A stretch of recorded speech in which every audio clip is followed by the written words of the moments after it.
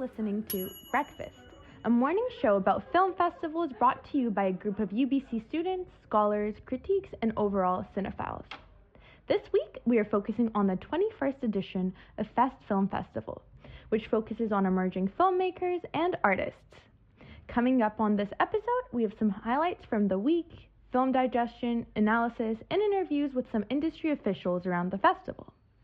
Today to bring in the show, we once again have Colin, Wesley, and Lily. Perfect. So we're currently halfway through the program. How has the festival been treating you guys? It's been great so far.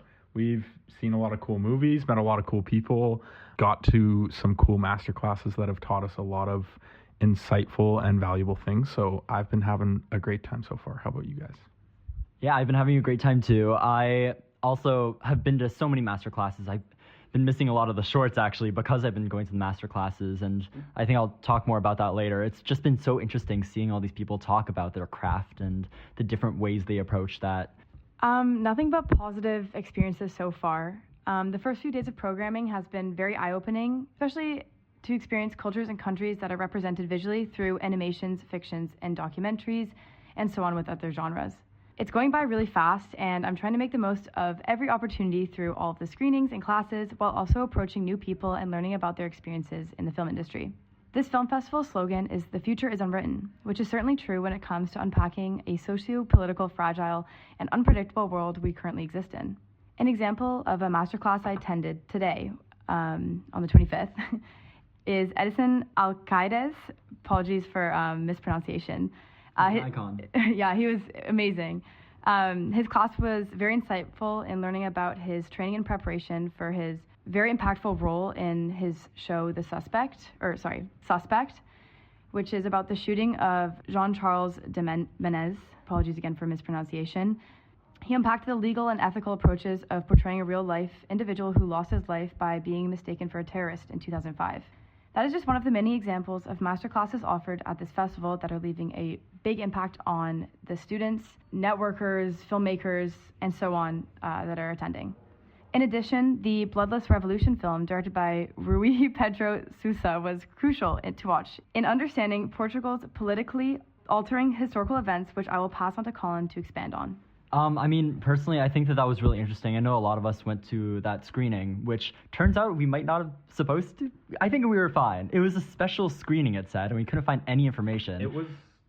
It was part of the festival, so I think we're okay. But the reason I say that is because we show up and we start 30 minutes late because they're waiting, because they have special guests. It's this entire retirement home that they've invited because the people at this retirement home lived through the events of the film. That was very critical to Portugal's history with its government. That was very insightful for us to learn about, and especially being in that same theater with people who lived through those events was just fascinating. And I think the way that ties into the theme as well, the future is unwritten, tapping into an older age group with that screening in particular, and then also being able to focus on other age groups with their sub-6 categories in age group, like sub-8, sub-10, sub-12. Those specific screenings have had field trips come in. Students are coming in to watch these films specifically for them and bringing to light a lot of issues surrounding, like, there was masculinity, there was femininity, there was, another point, sort of dealing with oppression of countries, of states in very outright ways. Though I've noticed that the festival itself is very outspoken about Palestine and Georgia and a lot of these specific events, and they're saying it with their full chest. They're so ready to talk about these futures that might be unwritten.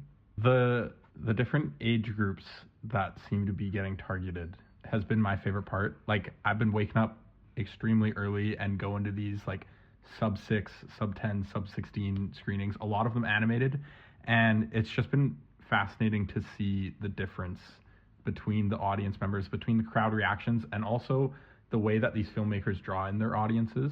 And the sub-6 specifically, which is the films that are meant for pretty much kindergartners, and I showed up at like 9:30 in the morning, 4 hours of sleep, being the only adult in the room for a solid 5 minutes other than teachers. And I was like, am I meant to be here? Is this part of the festival?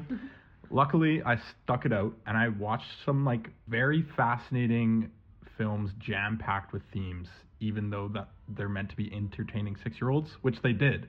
I think the key is that I figured out is you have to stick with some sort of gimmick, like an animal or a creature or like a catchy song that will keep the kids' attention for the whole time. But then underneath that, you can sneak in some of this messaging that Colin was talking about that might go over their heads, to be fair, but it still makes it enjoyable for the rest of the film festival attendees that have been going to these films. And that really impressed me, even if it threw me off guard. One thing I also wanted to point out with the younger audiences, I went to one of the screenings as well, and a lot of the kids were clapping along to the music and laughing and cheering. It was so cute and just such a great environment to be in. And that's all about like film community and building that, again, community. For the under 12 show though, I was shocked about some of the scenes because I thought it shocked me as an adult watching it. So I was very surprised to see the reaction of the children, and it made me wonder if they truly comprehend the message that they're trying to have for the audience. So any thoughts on that? Yeah. For example, building off that, we watched this fantastic film called Flocky by Esther Casas Roura, who has been around the festival and been networking with a lot of us. Lovely lady. And it's a film about stillborns, but it's captured through this little snow creature that hangs around this pregnant lady. And as the snow creature grows, the pregnant lady gets more pregnant. But then all of a sudden, the snow creature disappears out of nowhere, and that's meant to represent the stillborn baby.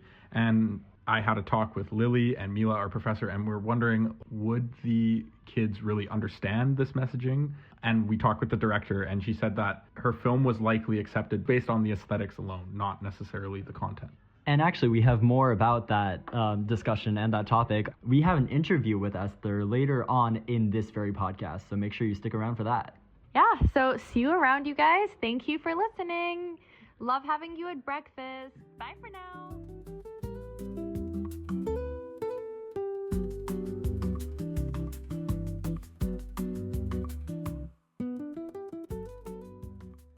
Hello, everybody, and welcome to this section of Film Digestion. Today we're going to be talking about our Golden Links in competition feature films that a few of us have watched over the last couple days. Today we've got me, Wesley, Nadia, Miriam, Reza, and Alma. So today the two films that we're going to be focusing on are two features that were screened in competition on Tuesday, June 24th. We have got Manas, directed by Mariana Branad, which is a Brazilian and Portuguese co-production. And we also have To Close Your Eyes and See Fire, which is a documentary by the Austrian filmmakers Nicola von Leffern and Jacob Karl Sauer, which is an Austrian documentary about Beirut and the explosion that happened in 2020. So we're gonna just share some of our thoughts and opinions that we had about the films. Alma, would you like to go first and talk about To Close Your Eyes and See Fire? Yes. So just to summarize it a little bit, this documentary follows 3 stories actually of 3 different people from 3 different social classes and how the explosion in 2020 affected their lives. I would say it is an observational documentary, slow, very nicely shot. The cinematography is beautiful and it is very, very touching, and I would say it's a tough watch. My only thought, the only thing that really lingers in my mind is there's like this one scene where kids are being followed up a building that could collapse for what they are saying, and the big brother is making the little sister cry by making her like afraid that the building might collapse. Then they get up there and they are like very close to the edge of the building. The girl doesn't even have her feet on the ground, but is completely over the little wall on the 9th floor. And when I saw that, I couldn't think of the film like in the same way. I have issues when like the filmmakers maybe see stuff that is potentially dangerous and they could stop and they don't just for the sake of the film. And that kind of like ruined the movie for me, I'm not gonna lie. What do you guys think about that? Yeah, that's totally fair. It's like comes down to like the ethics of documentary and whether you think the documentarians have a role to just be observational and just capture what they're filming, or if they should play a part in some type of intervention and actually stopping a certain scene instead of just simply being there. And it just, I think, comes down to, frankly, like subjective opinion of whether or not you think a documentarian should, what their role should be as a documentarian. You know, it's the classic like direct cinema versus cinema verite. Are you simply a fly on the wall, or are you someone that's there, active, present, and should intervene? So it's a complicated question, and I totally understand where you're coming from. I didn't get to fully watch the movie, but I think, in my opinion, they also fully wanted to encapsulate the reality of what's there. So I agree that there should have been intervention, but at the same time, as the audience, would you have actually seen what's going on, not just for one cohort of people, but for numerous? So I think with a different perspective, you want to make sure that what they're trying to show to the people is on a large scale, what's going down. And only if you see that with your own eyes is when you understand it. So maybe that's what their intention was, to fully show you the negatives of what's happening in our world and what the West is kind of avoiding. Thank you, guys. Those are some very insightful thoughts into that film. And now we'll move on to Manas, which the larger majority of us saw. This film is about Marcielle, a 13-year-old who lives on the banks of the Amazon with her father, mother, and 3 siblings, who undergoes some, just a trigger warning, this episode we'll be discussing some sensitive topics such as domestic abuse and sexual abuse. But that's what the film covers, is some generational trauma and abuse along the Amazon. And so, yeah, what did you guys think about Manas? I think, in my opinion, Manas is one of those rare films that doesn't just tell a story. It unveils a truth that would have otherwise remained buried. I think it captures the quiet generational violence of domestic abuse in a way that's deeply intimate and painfully real, especially through the eyes of the main character, who's a 13-year-old girl. I think what struck me is how the film normalizes the abnormal, how abuse becomes so ingrained in a family dynamic that no one really questions it. And that silence, that complicity is where the film hits hardest. The only thing that I think was a little controversial is, as powerful as Manas is in raising awareness, I couldn't help but feel it stopped short. It exposes the darkness but offers no light, no resources, no direction, no next step. After pulling us into this really sad reality, it leaves us there. And I mentioned this to the producers as well, because imagine the impact if they'd included even a brief note on where survivors or viewers could turn, nonprofits, helplines, or educational tools. That humanitarian follow-through could have made the film not just eye-opening, but honestly life-changing. Yeah, I thought Manas did a really good job at including scenes that can be difficult for some people to watch. I think they did a really good job at leaving it more open to interpretation, as well as making it less triggering for the audience, because I know that this is a very sensitive subject for many people.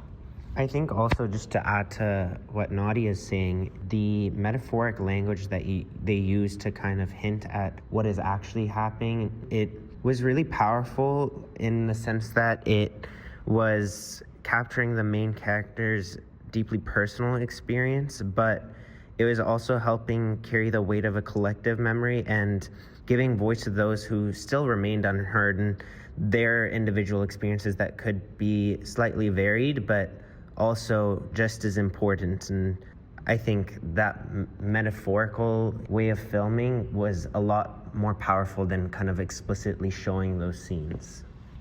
Yeah, no, that's awesome, guys. Thank you so much. Is there any last minute thoughts that you want to share? Just quick note, I think with the not showing of scenes, I think it's because it's not just one story, it's multiple. And the producers were saying that they tried to reach out to as many women in that region as possible. And I think the beauty of it is that it wasn't just one scene that the girls were being hurt and abused in. It's so many different stories, and leaving it up to the imagination makes it even stronger and powerful, because it's limitless how much those girls could be hurt, and not just by strangers, their own fathers. Yeah, definitely. But I do have one point of criticism for the ending of the movie, which, I mean, while I think it really wrapped up the story beautifully, The one thing is that if they're trying to make it a source of creating awareness, I think the ending, while it was powerful and empowering that the main character stood up to her father, it could also lead to a false sense of resolution and kind of show that, yes, the victims are rising up against their abusers and maybe they don't even need help. But I think while it was really empowering to see that she stood up, it's also important to note that, no, this is an ongoing issue. All right, perfect. Thank you guys so much, and thank you for tuning into the film digestion segment.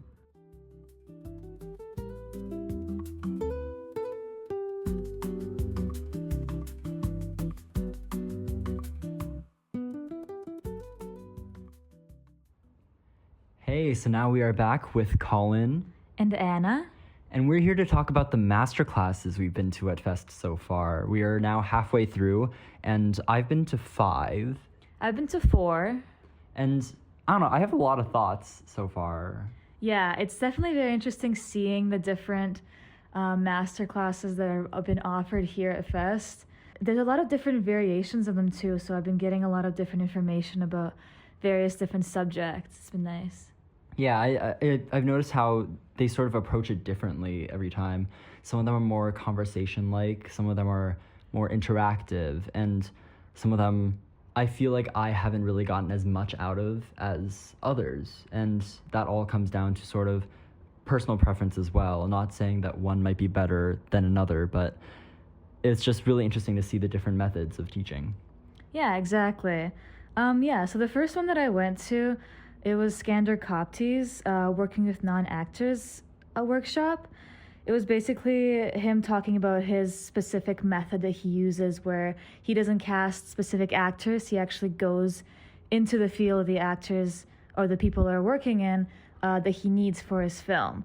He kind of gave us a reason, like one of the reasons he does it is that it makes his life easier. So the actors give him the dialogue. He doesn't really have to write a word-for-word script because the people are doing their lives, basically. But he also talks about how much work there really goes into prepping these people to be in this movie. And it's a lot of, like, getting in the right zone for these non-actors, really, to be in the movie. And there's a lot of preparation that he talks about. Yeah, and I thought that was really interesting in the way of just, he gets so complex for things that sort of end up just not, they are small details that enhance the world of the actors because they're not actually actors. Skander Kopti's whole thing is that he takes non-actors and then gets these beautiful performances out of them. We watched Happy Holidays as the opening ceremony the day prior, and like the performance is just phenomenal. Skander Kopti's is really interesting, and that was honestly one of my favorites because I think the way that we got to peer into his methods and the way that he was able to lay it all out was very clear. And similar to that, I really liked Gonzalo and Guillermo's, their pitching masterclass. Yeah, they gave us a lot of really good tips. Like some of the things that I remember were that you have to really share the enthusiasm you have for your projects when you are pitching it, really showing that passion, and you have to be really into the idea. You can't have any second guesses about that idea, and really finding a reason to why you're pitching this idea. There's one of the main things that we were saying is that instead of saying that you're selling your project or your movie, you want to share it. Yeah, I think that was like my big takeaway from that as well. Yeah, exactly. They really emphasized that part of it. And then there's also like Philip Cavallo's opening titles masterclass, which is really interesting to see how he sort of crafts these opening titles for TV series that you sort of just skip past. That was also a question that arose of how do you feel about people who skip past intros, and it should always add something to whatever you're working on or watching. Yeah, I agree. And it's really interesting because I didn't think that issue being brought up before. Like, I've never really thought about it when I've been watching my own shows. His main thing was that if you make a title card that is good enough and portrays what you need to well enough, then that kind of raises the issue and people get hooked on it anyway. Yeah, and then today, I guess we both went to the Jens Peterson sound design one, which is also that was probably actually my favorite in the sense of, maybe I'm going to say that about everyone, but I think that hearing about sound design and every single tiny thing that goes into it, like I always knew that it was a bunch of things, but the way he laid it all out for us, I think that was very clear and concise. And man, you never realize how hard a sound designer's job is. Like, applause for our podcast team, I guess. Yeah, so he kind of talked about the role of sound in film, kind of gave us a brief overview. Like, it really tells us about the story, gives us world building, creates suspense, emotions, a lot more other things. Yeah, like one example is that he would take this clean recording of this concert track, and then he would put it through this thing, and then he would put it through another thing, and he would call it worldizing to create the sound quality, to make it that much bigger. Like, they took I Want to Dance with Somebody for the movie I Want to Dance with Somebody, and then they would speed it up, and then they would play that, record that, slow it down, and then it becomes this quality that's very sort of tinted, but then you get the feeling that it's so much bigger than it was before. Yeah, the main takeaway I got from his was just the importance of recording in like the actual spaces instead of just a recording studio, because you really get that environment. Yeah, and afterwards I went to John Cameron's masterclass. He's a composer, and he actually arranged and conducted the original Les Mis cast recording in French. And I was really looking forward to his, and it was still really good. I heard rave reviews from other people, but I think that he focused so much on his life story that I wanted to hear more about composition and how that sort of works, because he is a very prolific film composer, and he showed his work, and it's absolutely stunning. And I just wanted to hear more about that, and I think that's really interesting. Yeah, for sure. But just overall takeaway, all these master classes, it's been really like, I've been really grateful to have this opportunity to learn from like some of the best in the industry, and it's really been crazy to just be here and seeing all of these things from them. Yeah, Agreed. Okay, so that's the end to our masterclass recap. Sorry to all those that we weren't able to attend, but we've only got so much time.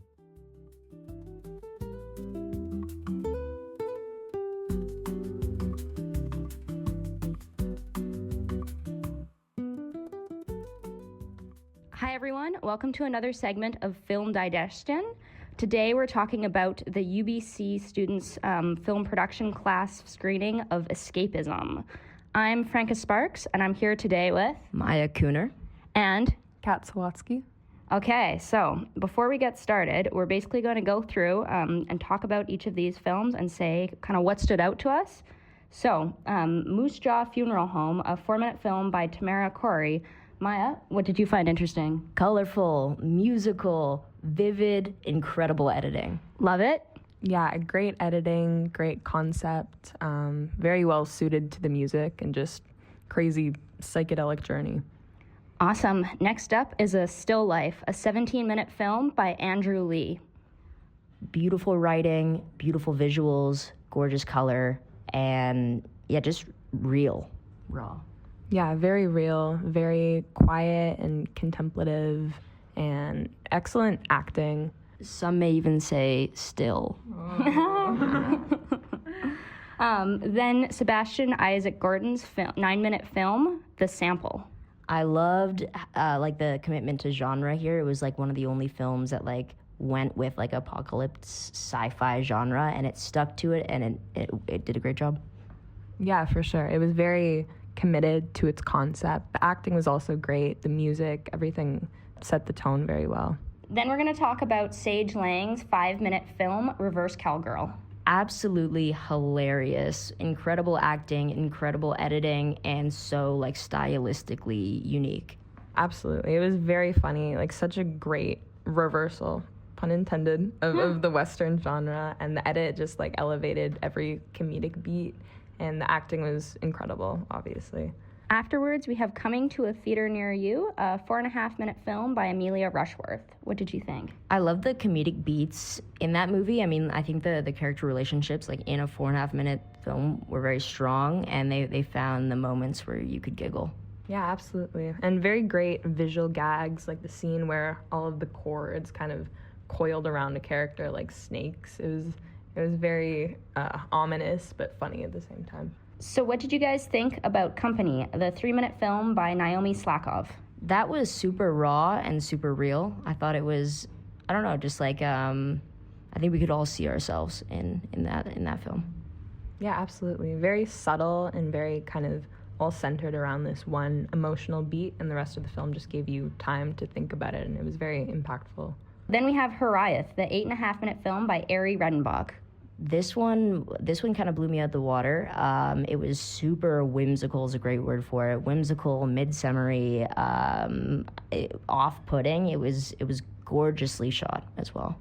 Yeah, beautifully shot, very gorgeous production design, and the emotional journey from kind of the whimsical beauty to the crying in the field. It was very, very impactful. Next in the order is Navsegda, a 3-minute film by Francis Rogers Alvarez Cadena. Honestly, like, one word for this, dope. Absolutely dope. Like, I watched it, I was like, this is so cool. It was, just really cool. Yeah. Yeah, agreed. The color was awesome. The editing was great. The sound was great. It was just it was a cohesive vibe throughout the whole time. Our second to last film is Orville, 11.5 minutes by Konstantin Belenko. When I watched this, I had no idea what to expect, and what I got was not at all even close to what I could have guessed, and it knew exactly what it was, and it did it perfectly. I think it was super committed and super cohesive. Yeah, I think the humor was very unique and specific, and the acting mirrored it so well. Like, the performance really sold the whole concept, and the transition from like the very funny mundane dialogue to the whole cult plot line was very effective. Last but not least is Jinsei no Toki, 18 minutes by Jada Sanada. Yeah, so this one was visually striking. It was, I think, color graded perfectly, and all of the actors did an incredible job. There was a really clear like emotional arc, and I think I don't know, I think its message and themes were very clear as well. And, I had a great time watching this one. Yeah, absolutely. I loved the cinematography in this one, the color grade. The actors were all very much on the same wavelength. Like, the style was very cohesive, and yeah, just a very beautiful message. And I think to wrap it up, like with all of these films in general and the screening in general, I think this theme of escapism and finding things in life that take you away from the mundane. Those themes were all very strong, and I had a great time at the screening. It was my first time in the planetarium venue. A little weird to watch a movie in, but I thought it was beautiful. Yeah, really great experience. It was wonderful to see everyone there. The crowd was so into it. And looking forward to Friday's screening at 6:30, once again in the planetarium for the second half. Awesome. Thanks so much, everyone, for sticking around for another segment of Film Digestion. Next up is our interview portion of the podcast. Thank you. Thank you.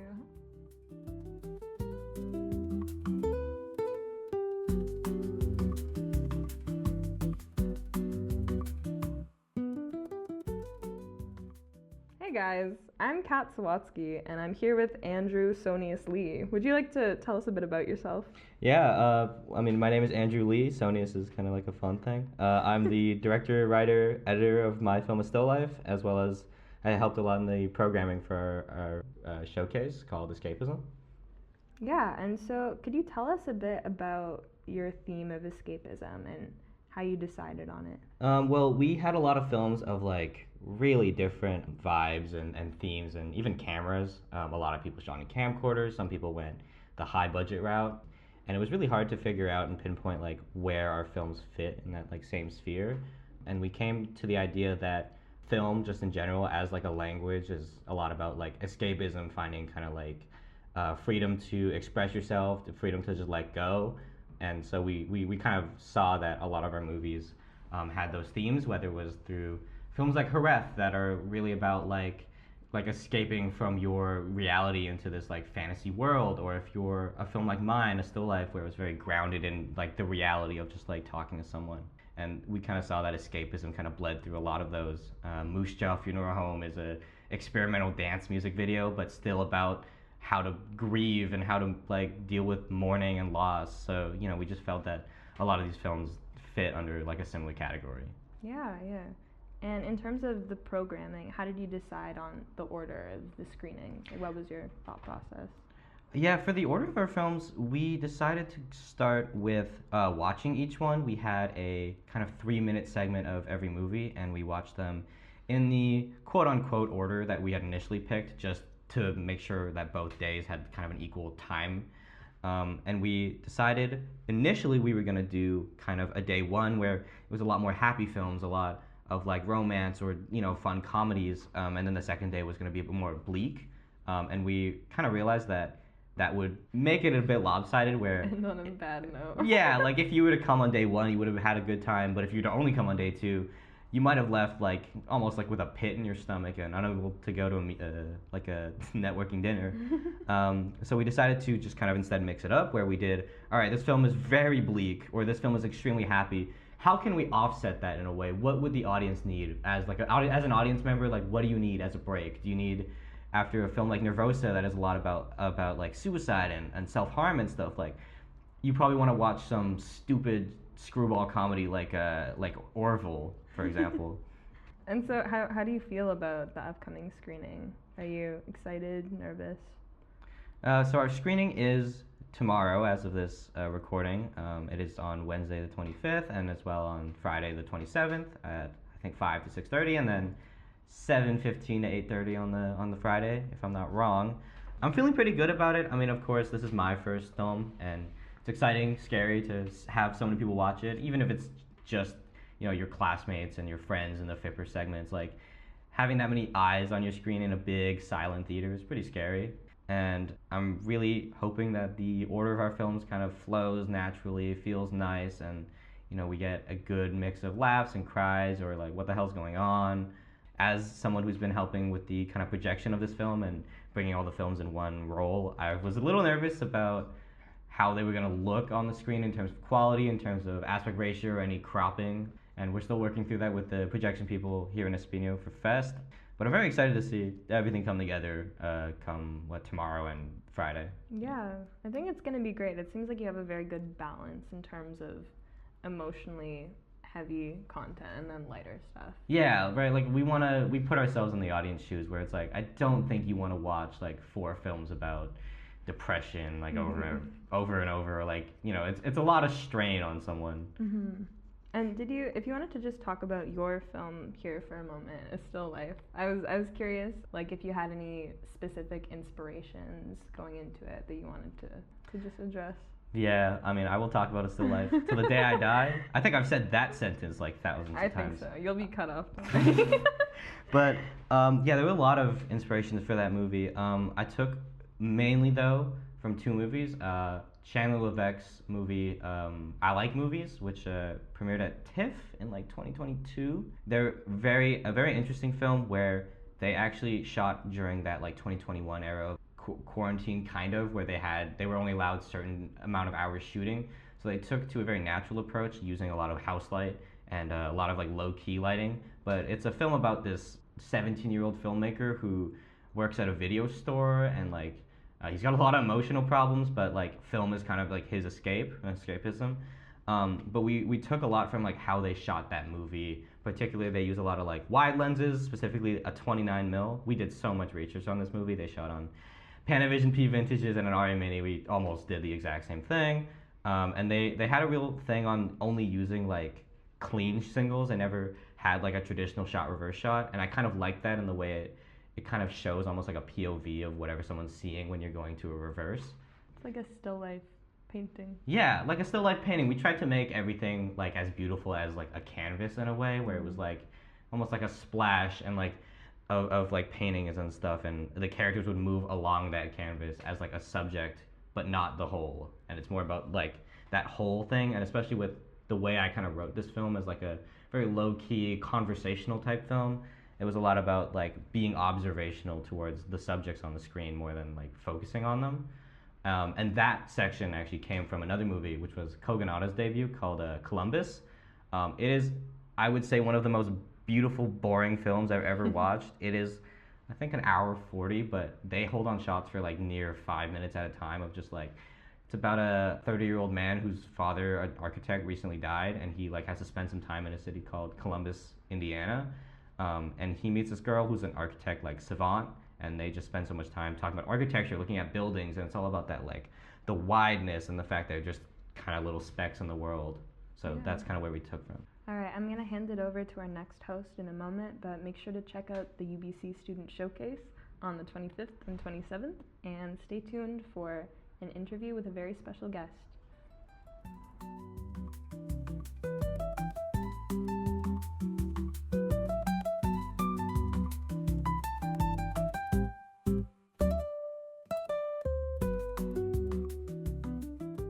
So my name is Emma. You guys probably remember me from the last episode, and I am here with Esther. Esther, would you like to tell us a little bit about your film, kind of how you got started, like making this, what inspired you, and like just general inspirations for this work? Hi, Emma. How are you? Nice to meet you. Thanks for inviting me to the podcast.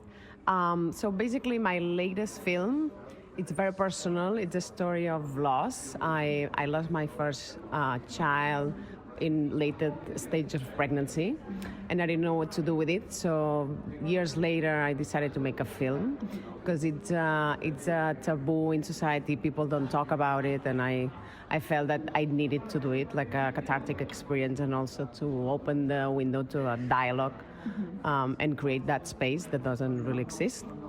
So I think the movie is already doing that. And inspiration for other films are basically things that I see, that I feel, experiences, accumulation of what I've done before, and I just express it telling stories. Amazing. And was there any particular reason you chose animation as the medium for this film? Yes, my mind only sees animation. So everything I've done, this is my third short, and I'm developing a fourth, and also a feature film. And I see only animated life. I think animation is the best medium for me to express stories metaphorically, because that's what I do with everything I've done before. And so it's easy to convey messages that are deep in a very unique, light way, while you tell a serious story, or depends. And how do you contend with the idea that animation is for children or meant for younger audiences, when clearly your story is dealing with topics that would be more relatable to adults or older people as well? How do you kind of walk that line? Yeah, every time, because to me animation is not, I'm not a kid. I guess I am a kid. I will always be one. But, categorizing animation for kids, which is what a lot of festivals do, and TVs, and, the world works this way. I don't think my mind works that way. So, for example, this film was put into a Sub 6 Festina. And at the beginning, I was very upset. And then I was like, okay, it's fine, because kids also appreciate my work in a obviously very different way. Maybe they don't get the whole message, but they get something out of it, the characters, and visually, it's for both. What I do is for families. Yeah. Just because I'm an adult and I just do animation doesn't mean, it's only for kids. So, yeah. Yeah, no, absolutely. And can you tell us a little bit about your journey as a filmmaker, how you got to kind of be at this level where you are making films that are being put into festivals, and how that whole experience has been for you? Yeah, so I didn't study film. I'm self-taught. I was doing cancer research before, and my passion was always animation. So I decided one day to pursue my passion, and I started knocking doors on studios, and I learned from visual effects to animating myself to producing to editing. And as I grew on the industry, I realized what I really like to do is directing. So that's where I'm focusing my career now. Amazing. And can you tell us anything about your next short or feature, general, what that's kind of gonna look like at this point? So they're both in development. The short is, I started recently, so I cannot say much, but I can say it's a story. It's going to be abstract visually. It's going to be the first time I do something like that. So it's challenging, and it's the healing power of music. Music, it's been is my best friend, and I can't live without it. And so it's like an ode to music. And how I get inspired with music every day in my life.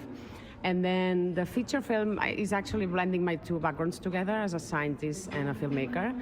So it gives hope for the cure of cancer, highlighting scientists in the world, which nobody can name one contemporary scientist today, but people can name celebrities. Yeah. So I'm trying to give the spotlight to the unsung heroes of history, which people seem to forget. Yeah. But I do it in a way that it's you're gonna watch an adventurous, epic adventure for families again, and a lot of fun. But the real message is that, Yeah, that sounds amazing. Hopefully I'll be able to see it. And I guess to just close out, do you have any advice for upcoming filmmakers or anyone sort of interested in animation in general? Yeah, never give up is the most challenging cinematic medium that is, because making movies is already challenging and it's very difficult financially and time-wise. Animation takes 10 times longer, 10 times more, or 20 times more expensive, I love my friends that tell me, oh, I shot this movie in 6 days. I just don't want to hear that, because I cannot even do one scene in 6 days.